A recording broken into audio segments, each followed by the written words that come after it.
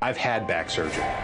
I had back surgery when I was a young resident in orthopedic surgery, and my back has been a problem ever since because of the surgery.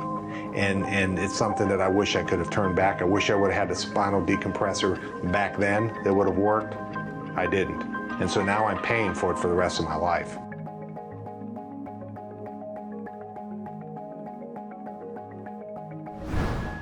Seek medical attention for back injuries, knee injuries, and more. They seek the counsel of Dr. Timothy Kremchek. Regarded as one of the top orthopedic surgeons in sports medicine, Dr. Kremchek is the medical director and chief orthopedic physician for Cincinnati's professional baseball franchise and works with other sports franchises ranging from minor league baseball to soccer. Dr. Kremchek knows firsthand the risks back surgery presents. Now a staunch advocate for disc force and spinal decompression therapy, Dr. Kremchek suggests exhausting every alternative possible before opting for back surgery. Back surgery, the risks are enormous. Things that go on and potentially can go wrong with back surgery are enormous, and they're lifelong. So anything that you can do non-operatively has got to be your first choice, second choice, and again, multiple choices after that. Spinal decompression takes the disc from protruding and brings it back into its normal position and takes the pressure off the spinal cord and the nerve roots.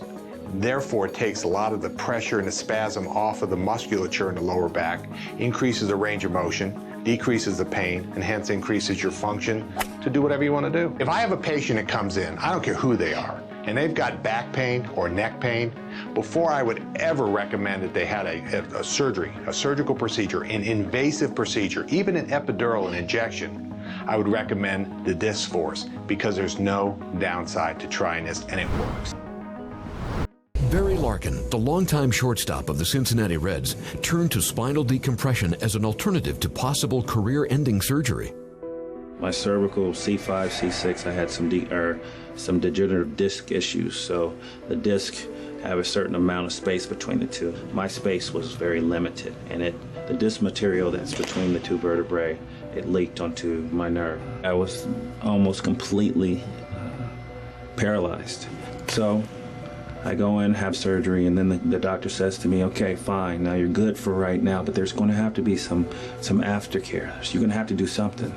You can have surgery yet again. The second surgery will be to fuse the vertebrae together. With the fusion, they said you probably lose the mobility in your neck, and I don't know if you'll be able to play shortstop anymore. Or you can do something called decompression therapy. After consulting with Dr. Kremchek, Barry decided spinal decompression therapy would be the best and most effective treatment. Physically, I could really feel a difference. I didn't have the spasming, the tightness.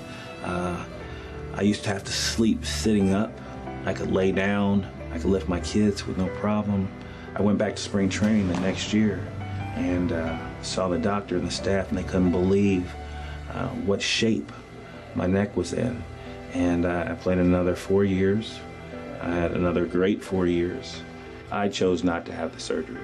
I'm walking billboard saying that decompression therapy works. Chronic back pain is an epidemic that's sweeping America. It's actually the #1 cause of disability. It's estimated that over 40 million Americans, 1 out of 3 people, suffer chronic neck or back pain. The spine is a uniquely simple yet complex mechanism. In between each one of these vertebrae is a disc, which is made of nucleus pulposus and annulus fibrosus, but let's say fluid to make it simple. And as we're younger, these discs actually have more water content. The more water content, the more flexible. As we age, though, from constant compression, from these vertebrae moving up and down repeatedly, the fluid starts to diminish. As the fluid gets displaced, what happens is we develop areas, what we call herniations.